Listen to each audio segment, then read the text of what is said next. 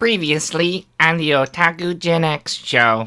I feel so sorry for Crunchyroll and wasting their money on this dumpster fire. Feeling them up in the name of science. And it was supposed to highlight Goddess Asuna, Goddess Letha, Goddess Sinan. Let them shine. In this spot, we have the most racist anime ever.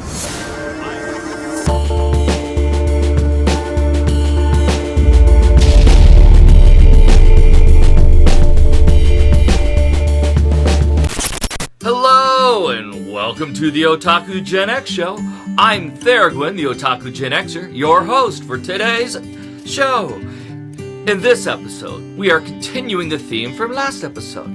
Last episode, we covered 4 anime from the summer 2020 that were on my bottom 4 of the top 8 that I chose to watch past the 3-episode rule. Today, we cover the remaining 4. These are what I consider the best of the best that summer 2020 had to offer, at least to me. So let's get started. In spot number 4, we have No Golden Sloth. And I say it that way because Junzo, which is the number 13, he says it that way in every single preview for the next episode. No Golden Sloth. He's got this deep, awesome bass voice. It's scruffy. Voice acting is superb. And he is a big giant gun. Literally, man. His head is a gun. I would love to be able to cosplay this. It's just, I don't think I would have the talent to make a big giant gun head.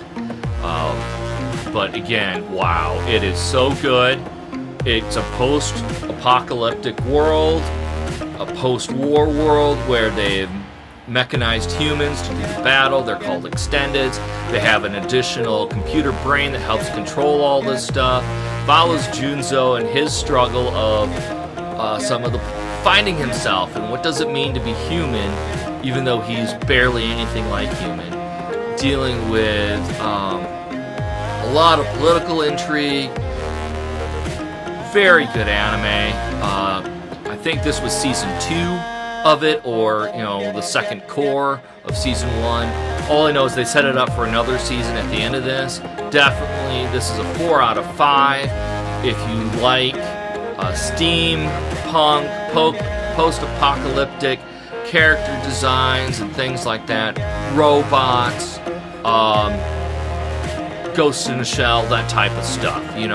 Really, really good, solid science fiction here. Okay, spot number 3 is another post-apocalyptic, scientific anime, Decadence. What happens is humanity has nearly wiped itself out, and they are living in this giant fortress called Decadence, and they're being attacked by monsters regularly, and so you follow this girl who changes the world for the best. Natsume, she, as a child, had her arm chopped off, and so then she has a mechanical arm, and that limits her future. So she ends up being on maintenance, where she's washing the gunk off the outside of the fortress. And her supervisor, Kaburagi, her supervisor, he is the man. She accidentally, they are caught outside during a battle. She falls. He rescues her. He sees that she's got potential, and he teaches her how to fight. That's all I'm going to say. There's so many interesting plot twists and turns in this. It feels like a Studio Trigger, but it's done by Studio Nut. It is really good. Probably the best work Studio Nut has done. Typically their work isn't as good. So I really recommend this one. This is a 4 out of 5 stars. Decadence. Check it out. Licensed by Funimation.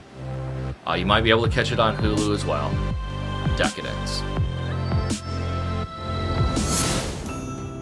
Alright, we're into the top 2 now.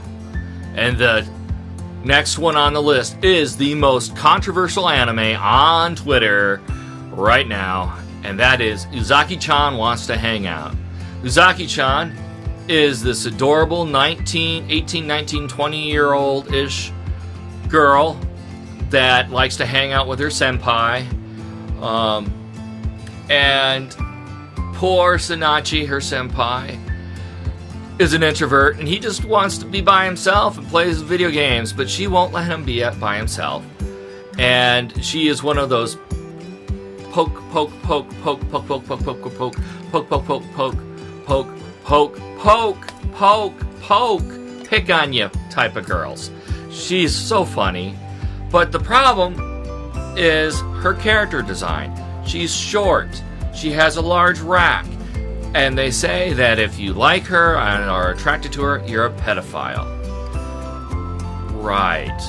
Well, there are plenty of cosplayers in Japan that said, screw that, we're short, we're well stacked, and they cosplayed her, proving that if you see her as a child, you obviously are the one with the issue. So she is hated by the social justice warriors on Twitter for not being allowed to be what she really is. She's just like my wife. My wife is short, she's got a nice rack. What can I say? She probably is going to hate me for saying that online. If I'm not back next week, call the police.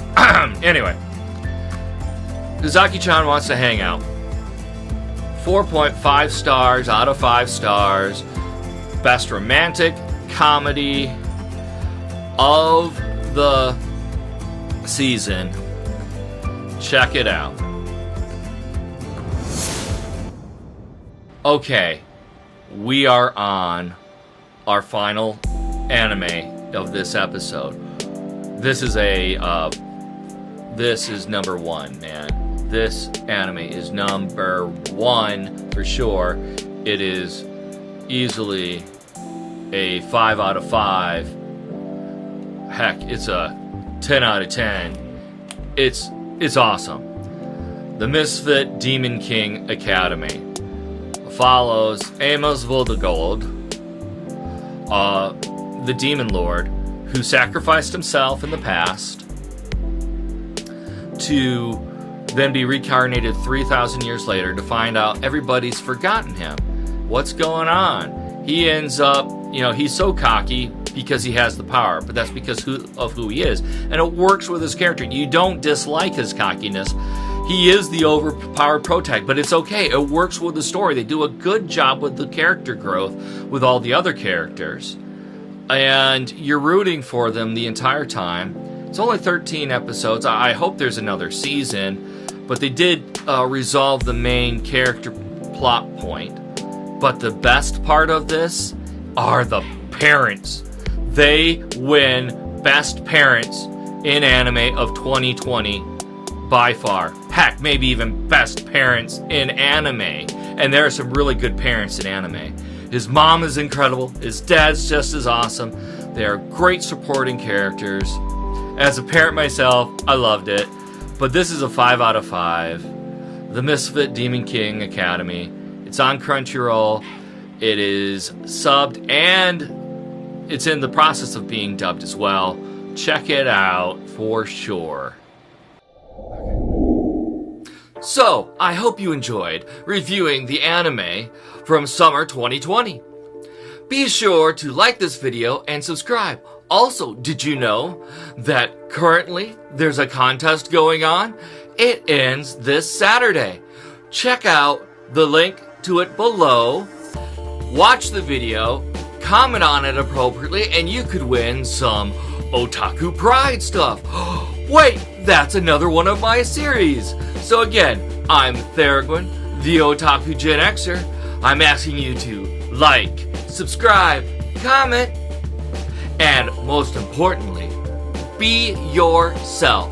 Whether it's here in virtual reality or in real life. Later.